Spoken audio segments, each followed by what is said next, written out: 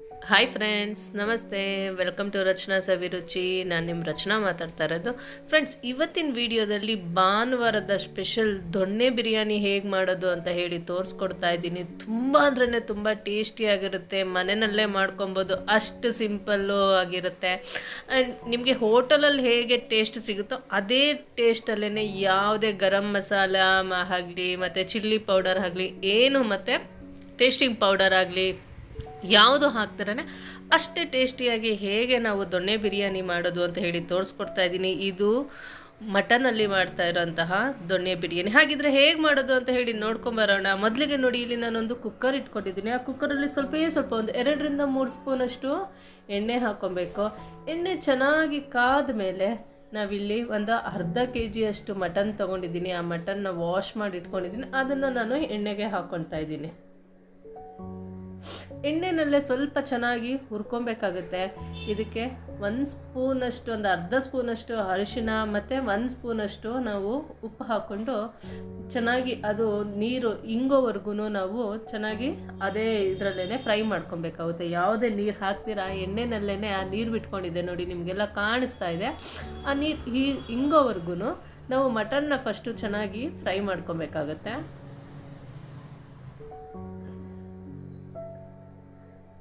ನೋಡ್ತಿದ್ದೀರಲ್ಲ ಈಗ ಹೇಗೆ ನೀರು ಬಿಟ್ಕೊಂಡಿದ್ದೆಲ್ಲ. ಇವಾಗ ನೀರೆಲ್ಲ ಹಿಂಗಿದೆ, ಬರೀ ಎಣ್ಣೆ ಮಾತ್ರ ಕಾಣಿಸ್ತಾ ಇದೆ.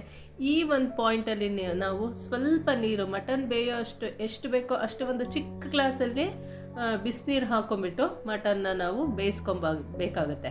ಆ ಮಟನ್ನು ಎಳೆ ಮರಿಯಾಗಿದ್ದರೆ ನೀವು 2-3 ವಿಸಿಲಾದರೆ ಸಾಕಾಗುತ್ತೆ. ಇಲ್ಲ ಮಟನ್ ಚೆನ್ನಾಗಿ ಬಲ್ತಿದೆ ಅಂತ ಅನಿಸಿದ್ರೆ ಒಂದು 4-5 ವಿಸಿಲು ಬೇಕಾಗುತ್ತೆ. ಫಸ್ಟು ನಾವಿಲ್ಲಿ ಮಟನ್ನ ಬೇಯಿಸ್ಕೊಂಬಿಟ್ರೆ ಬಿರಿಯಾನಿ ತುಂಬ ಅಂದ್ರೆ ತುಂಬ ಸುಲಭವಾಗಿ ಮಾಡ್ಕೊಬೋದು. ನೋಡಿ, ಇಲ್ಲೊಂದು 4-5 ವಿಸಿಲ್ ಆಗಿದೆ. ಅದು ವಿಸಿಲ್ ಆಗೋ ಅಷ್ಟೊತ್ತಿಗೆ ನಾನಿಲ್ಲಿ ಮಸಾಲೆ ರೆಡಿ ಮಾಡ್ಕೊತಾ ಇದ್ದೀನಿ. ಸ್ವಲ್ಪ ಒಂದು 3 ಇಂಚಷ್ಟು ಶುಂಠಿ, ಒಂದು 6-7 ಹಸಿಮೆಣಸಿನ್ಕಾಯಿ, ಹಾಗೆ ಒಂದು ದೊಡ್ಡ ಗೆಡ್ಡೆ ಬೆಳ್ಳುಳ್ಳಿ ಮತ್ತು 1 ಇಡಿಯಷ್ಟು ನಾನಿಲ್ಲಿ ಪುದೀನ ಸೊಪ್ಪು, ಇದಿಷ್ಟನ್ನು ಹಾಕ್ಕೊಂಡು ಫಸ್ಟು ಮಸಾಲೆನ ಗ್ರೈಂಡ್ ಮಾಡ್ಕೊಂಡು ಬರ್ತಾ ಇದ್ದೀನಿ. ಸ್ವಲ್ಪ ಕೊತ್ತಂಬರಿ ಸೊಪ್ಪು ಕೂಡ ಹಾಕೊಬೋದು, ಇಲ್ಲ ಅಂತಂದರೆ ಆಪ್ಷನಲ್ಲೂ ನಾವು ಲಾಸ್ಟಲ್ಲಿ ಕೂಡ ಹಾಕೊಬೋದು. ಅದು ಗ್ರೈಂಡ್ ಮಾಡಿಕೊಂಡು ಪಕ್ಕಕ್ಕೆ ಇಟ್ಕೊಂಡಿದ್ದೀನಿ. ಮತ್ತೆ ಇಲ್ಲೊಂದು ಕುಕ್ಕರ್ ಇಟ್ಕೊಂಡು ಅದಕ್ಕೆ 100 ಗ್ರಾಮಷ್ಟು ಎಣ್ಣೆ ಹಾಕೊಬೇಕಾಗುತ್ತೆ. ಎಣ್ಣೆ ಹಾಕಿದಷ್ಟು ಬಿರಿಯಾನಿ ಚೆನ್ನಾಗಿರುತ್ತೆ. ಸ್ವಲ್ಪ ಎಣ್ಣೆ ಜಾಸ್ತಿ ನೋಡಿ. ಆ ಎಣ್ಣೆಗೆ ಈ ಮಸಾಲೆ ಐಟಮ್ಸ್ ಎಲ್ಲ ಬೇಕಾಗುತ್ತೆ. ಚಕ್ಕೆ, ಲವಂಗ, ಮರಾಠಿ ಮೊಗ್ಗು, ಒಂದು 4 ಏಲಕ್ಕಿ, ಹಾಗೆ ಕಲ್ಲುವ ಮತ್ತು ಪಲಾವ್ ಎಲೆ, ಇದಿಷ್ಟೂ ಬೇಕಾಗುತ್ತೆ. ಮರಾಠಿ ಮೊಗ್ಗು ಇಷ್ಟೂ ಎಲ್ಲನೂ ನಾವು ಇಲ್ಲಿ ಎಣ್ಣೆಗೆ ಹಾಕ್ಕೊಂಡು ಒಂದು 2 ನಿಮಿಷದವರೆಗೂ ಅದು ಚೆನ್ನಾಗಿ ಎಣ್ಣೆನಲ್ಲೇ ಕೆಂಪಗಾಗೋವರೆಗೂ ಒಂದು ಅರ್ಧ ಸ್ಪೂನು ಸೋಂಪು ಕೂಡ ಹಾಕ್ಕೊಬೇಕು. ಇಷ್ಟನ್ನು ಹಾಕ್ಕೊಂಡು ನಾವು ಎಣ್ಣೆನಲ್ಲೇ ಸ್ವಲ್ಪ ಫ್ರೈ ಮಾಡ್ಕೊಬೇಕಾಗುತ್ತೆ. ಅದಾದಮೇಲೆ ಇಲ್ಲಿ 2-3 ಗೆಡ್ಡೆ ನಾನು ಈರುಳ್ಳಿ ಹಾಕಿದಷ್ಟು ನಮಗೆ ಬಿರಿಯಾನಿ ತುಂಬ ಚೆನ್ನಾಗಿ ಬರುತ್ತೆ. ಹಾಗಾಗಿ ಇಲ್ಲಿ ಈರುಳ್ಳಿನ ನಾನು ಉದ್ದುದ್ದಕ್ಕೆ ಹೆಚ್ಕೊಂಡಿದ್ದೀನಿ. ಅದನ್ನು ಕೂಡ ಚೆನ್ನಾಗಿ ಫ್ರೈ ಮಾಡ್ಕೊತಾ ಇದ್ದೀನಿ. ಹಾಗೆ ಸ್ವಲ್ಪ ಪುದೀನ ಎಲೆ ಬಿಡಿಸ್ಕೊಂಡು, ಇದು ಫ್ಲೇವರ್ಗೋಸ್ಕರ ಇಲ್ಲಿ ನಾನು ಮತ್ತೆ ಪುದೀನನ ಒಗ್ಗರಣೆಗೂ ಕೂಡ ಹಾಕ್ಕೊಳ್ತಾ ಇದ್ದೀನಿ. ಈರುಳ್ಳಿ ಪುದೀನ ಎಲ್ಲ ಚೆನ್ನಾಗಿ ಆಲ್ಮೋಸ್ಟ್ ಒಂದು 50% ಅಷ್ಟು ಈರುಳ್ಳಿ ಬೆಂದಾದಮೇಲೆ ಇವಾಗ ನಾನಿಲ್ಲಿ 2 ಟೊಮೆಟೊನ ಸಣ್ಣದಾಗಿ ಹೆಚ್ಚಿಟ್ಕೊಂಡಿದ್ದೀನಿ. ಆ ಟೊಮೆಟೊನ ಕೂಡ ಒಗ್ಗರಣೆಗೆ ಸೇರಿಸ್ಕೊಂಡು ಟೊಮೆಟೊನ ಬೇಯಿಸ್ಕೊಬೇಕಾಗುತ್ತೆ. ಆದಷ್ಟು ಟೊಮೆಟೊ ಚೆನ್ನಾಗಿ ಬಾಡಿದ್ರೆ ನಮಗೆ ಗ್ರೇವಿ ಚೆನ್ನಾಗಿ ಬರುತ್ತೆ, ಆವಾಗ ಬಿರಿಯಾನಿ ಕೂಡ ಚೆನ್ನಾಗಿರುತ್ತೆ. ಹಾಗಾಗಿ ಇಲ್ಲಿ ಟೊಮೆಟೊನ ಚೆನ್ನಾಗಿ ಬೇಯಿಸ್ಕೊಳ್ಳೋಣ. ನಿಮಗೆಲ್ಲ ಗೊತ್ತಿರೋ ಹಾಗೆ ಟೊಮೆಟೊ ಬೇಗ ಬೇಯಬೇಕಂದ್ರೆ ಸ್ವಲ್ಪ ಉಪ್ಪು ಹಾಕಬೇಕು. ಇಲ್ಲಿ ನಾನು ನೋಡಿ ಸ್ವಲ್ಪ ಪುಡಿ ಉಪ್ಪು ಹಾಕ್ಕೊತಾ ಇದ್ದೀನಿ. ಟೊಮೆಟೊ ಎಷ್ಟು ಬೇಯಬೇಕೋ ಅಷ್ಟು ಮಾತ್ರ ಪುಡಿ ಉಪ್ಪು ಹಾಕ್ಕೊತಾ ಇದ್ದೀನಿ. ಯಾಕಂದರೆ ಆಲ್ರೆಡಿ ನಾನು ಮಟನ್ಗೆ ಉಪ್ಪು ಹಾಕ್ಬಿಟ್ಟಿದ್ದೀನಿ. ಮತ್ತು ನಾನು ಲಾಸ್ಟಲ್ಲಿ ಉಪ್ಪು ನೋಡ್ಕೊಂಡು ಹಾಕ್ಕೊತೀನಿ. ಹಾಗಾಗಿ ಟೊಮೆಟೊಗೆ ಬೇಯೋದಕ್ಕೆ ಎಷ್ಟು ಬೇಕೋ ಅಷ್ಟು ಉಪ್ಪು ಹಾಕ್ಕೊತಾ ಇದ್ದೀವಿ. ಎಲ್ಲನೂ ಚೆನ್ನಾಗಿ ಮಿಕ್ಸ್ ಮಾಡ್ಕೊಳ್ಳಿ. ಒಂದು 2-3 ನಿಮಿಷ ಕಾಲ ನಾವು ಮೀಡಿಯಮ್ ಫ್ಲೇಮಲ್ಲೇ ಅದನ್ನೆಲ್ಲ ಚೆನ್ನಾಗಿ ಫ್ರೈ ಮಾಡ್ಕೊಬೇಕಾಗತ್ತೆ. ಫ್ರೆಂಡ್ಸ್, ಇದೆಲ್ಲ ಫ್ರೈ ಆದಮೇಲೆ ಸ್ವಲ್ಪ ಟೊಮೆಟೊ ಬೆಂದಿದೆ, ಬಾಡಿದೆ ಅಂತ ಗೊತ್ತಾದಮೇಲೆ ಒಂದು ಅರ್ಧ ಸ್ಪೂನಷ್ಟು ಅರಿಶಿನ, ಹಾಗೆ ಒಂದು ಅರ್ಧ ಸ್ಪೂನು, ಅದು ಚಿಕ್ಕ ಸ್ಪೂನಲ್ಲಿ ಅರ್ಧ ಸ್ಪೂನಷ್ಟು ಅರಿಶಿನ ಹಾಕಿದ್ದೀನಿ. ಇಲ್ಲೊಂದು ದೊಡ್ಡ ಸ್ಪೂನಲ್ಲಿ ಒಂದು ಅರ್ಧ ಸ್ಪೂನಷ್ಟು ಧನಿಯಾ ಪೌಡರ್ ಹಾಕೊತಾ ಇದ್ದೀನಿ. ಬೇಕಿದ್ದರೆ ನೀವು ಚಿಲ್ಲಿ ಪೌಡರ್ ಕೂಡ ಹಾಕೊಬೋದು. ನಾನು ಆಲ್ರೆಡಿ ಹಸಿಮೆಣ್ಸಿನ್ಕಾಯಿ ಹಾಕಿರೋದ್ರಿಂದ ಇಲ್ಲಿ ಚಿಲ್ಲಿ ಪೌಡರ್ನ ನಾನು ಯೂಸ್ ಮಾಡ್ತಾಯಿಲ್ಲ. ಎರಡನ್ನೂ ಚೆನ್ನಾಗಿ ಮಿಕ್ಸ್ ಮಾಡ್ಕೊಳ್ಳೋಣ. ಇಲ್ಲಿ ನಾನು ಕಸ್ತೂರಿ ಮೇಥಿ ಕೂಡ 1 ಸ್ಪೂನಷ್ಟು ಹಾಕ್ತಾಯಿದ್ದೀನಿ. ನೀವು ಕಸ್ತೂರಿ ಮೇಥಿ ಇದ್ದರೆ ಕಸ್ತೂರಿ ಮೇಥಿ ಹಾಕ್ಕೊಳ್ಳಿ, ಇಲ್ಲ ನಮಗೆ ಮೆಂತ್ಯ ಸೊಪ್ಪೆ ಇದ್ದರೂ ಕೂಡ ಮೆಂತ್ಯ ಸೊಪ್ಪು ಹಾಕ್ಕೊಂಡ್ರೆ ಇನ್ನೂ ರುಚಿ ತುಂಬ ಚೆನ್ನಾಗಿ ಬರುತ್ತೆ. ರುಬ್ಬಿ ಕೂಡ ಹಾಕೊಬೋದು, ಇಲ್ಲ ಅಂತಂದರೆ ಕಟ್ ಮಾಡಿ ಕೂಡ ಹಾಕ್ಕೊಳ್ಬೋದು. ಕಸ್ತೂರಿ ಮೇಥಿ ಹಾಕೊಂಡ್ಬಿಟ್ರೆ ಟೇಸ್ಟೇ ಡಿಫ್ರೆಂಟ್ ಬರುತ್ತೆ. ಸೊ ಹಾಗಾಗಿ ನಾನಿಲ್ಲಿ ಕಸ್ತೂರಿ ಮೇಥಿ ಕೂಡ 1 ಸ್ಪೂನ್ ಹಾಕ್ಕೊಂಡಿದ್ದೀನಿ. ಇದೆಲ್ಲ ಚೆನ್ನಾಗಿ ಬೆಂದಾದಮೇಲೆ ಈಗ ಆಲ್ರೆಡಿ ನಾವು ಮಟನ್ನ ಬೇಯಿಸ್ಕೊಂಡಿದ್ದೀವಲ್ಲ, ಅದನ್ನು ಇದಕ್ಕೆ ಸೇರಿಸ್ಕೊಬೇಕಾಗತ್ತೆ. ಒಗ್ಗರಣೆಗೆ ಸೇರಿಸ್ಕೊಂಡು ಮತ್ತೆಲ್ಲ ಒಂದು ಒಳ್ಳೆ ಮಿಕ್ಸ್ ಕೊಡಿ.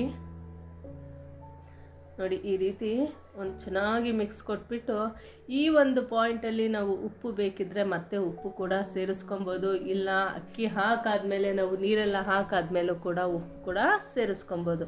ಇದನ್ನು ಚೆನ್ನಾಗಿ ಫ್ರೈ ಮಾಡ್ಕೊಬೇಕಾಗತ್ತೆ. ನಾನಿಲ್ಲಿ ಮಾಡ್ತಾ ಇರೋಂತಹ ಕ್ವಾಂಟಿಟಿ ಬಂದು ಅರ್ಧ kg ಅಕ್ಕಿ ತೊಗೊಂಡಿದ್ದೀನಿ, ಅರ್ಧ kg ಮಟನ್ ತೊಗೊಂಡಿದ್ದೀನಿ. ಆ ಅರ್ಧ kg ಅಕ್ಕಿ, ಅರ್ಧ kg ಮಟನ್ಗೆ 100 ಗ್ರಾಮಷ್ಟು ಗಟ್ಟಿ ಮೊಸರು ಹಾಕಿದ್ರೆ ಮಟನ್ನು ತುಂಬ ಸಾಫ್ಟಾಗಿ ಆಗುತ್ತೆ. ಈ ಎಳೆ ಥರ ಬರೋದಿಲ್ಲ, ತುಂಬ ಒಳ್ಳೆ ಬೆಣ್ಣೆ ರೀತಿ ಮಟನ್ನು ಬೇಯುತ್ತೆ. ಹಾಗಾಗಿ ನಾನಿಲ್ಲೊಂದು ಅರ್ಧ ಕಪ್ಪಷ್ಟು ಮೊಸರು ಕೂಡ ಸೇರಿಸ್ಕೊಂಡಿದ್ದೀನಿ. ಇದೆಲ್ಲ ನೀರಿನಂಶ ಹೋಗೋವರೆಗೂ ಚೆನ್ನಾಗಿ ನಾವು ಬೇಯಿಸ್ಕೊಬೇಕಾಗತ್ತೆ.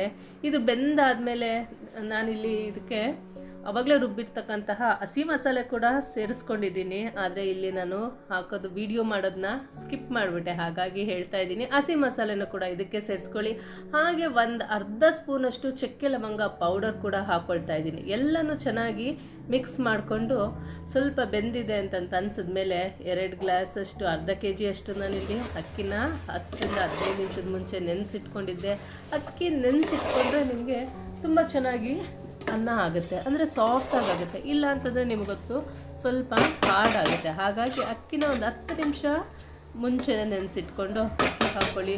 ಇವಾಗ ಈ ಪಾಯಿಂಟಲ್ಲಿ ಒಂದು 2ರಿಂದ 3 ನಿಮಿಷ ಕಾಲ ನೀವು ಬೇಯಿಸ್ಕೊಬೇಕಾಗುತ್ತೆ. ಈ ಪಾಯಿಂಟಲ್ಲೇ ಅಕ್ಕಿಗೆ ಅನ್ನಕ್ಕೆ ಉಪ್ಪು ಖಾರ ಹಿಡಿಯೋದು. ಹಾಗಾಗಿ ಈ ಪಾಯಿಂಟಲ್ಲಿ ನೀವು 2ರಿಂದ 3 ನಿಮಿಷ ಕಾಲ ಬೇಯಿಸ್ಕೊಳ್ಳಿ.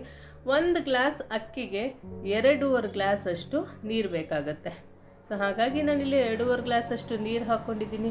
ನೋಡ್ತಾ ಇದ್ದೀರಲ್ಲ ಇವಾಗ ಮಸಾಲೆ ಹೇಗಿದೆ ಅಂತ ಹೇಳಿಬಿಟ್ಟು, ಫುಲ್ ಗ್ರೀನ್ ಆಗಿದೆ. ನೋಡ್ತಾ ಇದ್ರೇ ಗೊತ್ತಾಗುತ್ತೆ ಬಿರಿಯಾನಿ ಹೇಗಾಗಿದೆ ಅಂತ ಹೇಳಿಬಿಟ್ಟು. ಅಷ್ಟು ಟೇಸ್ಟಿಯಾಗುತ್ತೆ. ನೀವು ಕೂಡ ಮನೆಯಲ್ಲಿ ಒಂದ್ಸಲ ನಾನು ಹೇಳ್ಕೊಟ್ಟಿರೋ ಅಂತಹ ರೀತಿ ಟ್ರೈ ಮಾಡಿ ನೋಡಿ. ನಿಮ್ಮ ಮನೆಯವರೆಲ್ಲ ಮತ್ತೆ ಅದೇ ಬಿರಿಯಾನಿನೇ ಮಾಡು ಅಂತ ಕೇಳ್ತಾರೆ. ಮಕ್ಕಳು ಕೂಡ ಅಷ್ಟೇ ಇಷ್ಟಪಟ್ಟು ತಿಂತಾರೆ ಬಿರಿಯಾನಿ ಅಂತಂದರೆ. ನಾವು ಹೊರಗಡೆ ಎಲ್ಲ ಹೋಗಿ ಯಾಕೆ ಬಿರಿಯಾನಿ ತಿನ್ನಬೇಕು, ಮನೆಯಲ್ಲೇ ಈ ಥರ ಮಾಡಿಕೊಂಡು ಒಂದು ಒಳ್ಳೆ ಎಣ್ಣೆ ಯೂಸ್ ಮಾಡಿ, ಒಳ್ಳೆ ಮಸಾಲ ಪದಾರ್ಥ ಯೂಸ್ ಮಾಡಿ, ಯಾವುದೇ ಟೇಸ್ಟಿಂಗ್ ಪೌಡರ್ ಇಲ್ದಿರ ನಾವು ಮನೆಯಲ್ಲೇ ಬಿರಿಯಾನಿ ಮಾಡ್ಕೊಳ್ಳೋಣ. ವಾವ್, ನೋಡ್ತಾ ಇದ್ದೀರಲ್ಲ ಬಿರಿಯಾನಿ ಹೇಗೆ ಎಷ್ಟು ಪರ್ಫೆಕ್ಟಾಗಿ ಆಗಿದೆ ನೋಡಿ. ಕೆಳಗಡೆ ಕೂಡ ನೋಡಿ ಮಸಾಲೆ ಎಲ್ಲ ಹೇಗೆ ಹಿಡ್ದಿದೆ ಅಂತ ಹೇಳಿಬಿಟ್ಟು. ಕೆಲವು ಸಲ ನೀವು ಬಿರಿಯಾನಿ ಮಾಡಿದ್ರೆ ಕೆಳಗಡೆ ಎಲ್ಲ ಬರೀ ಅಕ್ಕಿ ಥರ ಇರುತ್ತೆ, ಮೇಲ್ಗಡೆ ಮಾತ್ರ ಮಸಾಲೆ ಬಂದು ನಿಂತ್ಕೊಂಡಿರುತ್ತೆ. ಹಾಗಾಗಿಲ್ಲ. ನೀವೇ ನೋಡಿದ್ರಿ, ನಾನು ಓಪನ್ ಮಾಡಿದಾಗ ಎಷ್ಟು ಪರ್ಫೆಕ್ಟಾಗಿ ಫುಲ್ಲು ಎಲ್ಲದಕ್ಕೂ ಮಸಾಲೆ ಹಿಡ್ದಿದೆ ಅಂತ ಹೇಳಿಬಿಟ್ಟು. ನೀವು ನೋಡ್ತಾ ಇದ್ರೇ ಗೊತ್ತಾಗುತ್ತೆ ಬಿರಿಯಾನಿ ಯಾವ ರೀತಿ ಇದೆ, ಹಾಗೆ ಅದು ಟೇಸ್ಟ್ ಕೂಡ ಹೇಗಿರುತ್ತೆ ಅಂತಂದ್ಬಿಟ್ಟು. ನೋಡ್ತಾ ಇದ್ರೇ ಗೊತ್ತಾಗ್ತಾ ಇದೆ. ಬನ್ನಿ ಇವಾಗ ಸರ್ವ್ ಮಾಡ್ಕೊಳ್ಳೋಣ. ಲಾಸ್ಟಲ್ಲಿ ಸ್ವಲ್ಪ ಕೊತ್ತಂಬರಿ ಸೊಪ್ಪನ್ನ ಗಾರ್ನಿಷ್ಗಾಗಿ ಯೂಸ್ ಮಾಡ್ತಾ ಇದ್ದೀನಿ. ಈಗ ಆಲ್ರೆಡಿ ನಾನಿಲ್ಲಿ ರುಬ್ಬಕ್ಕೂ ಕೂಡ ಸ್ವಲ್ಪ ಕೊತ್ತಂಬರಿ ಸೊಪ್ಪು ಹಾಕ್ಕೊಂಡಿದ್ದೆ. ಇಲ್ಲಿ ಲಾಸ್ಟಲ್ಲೂ ಕೂಡ ಸ್ವಲ್ಪ ಕೊತ್ತಂಬರಿ ಸೊಪ್ಪು ಹಾಕ್ಕೊಡೋಣ.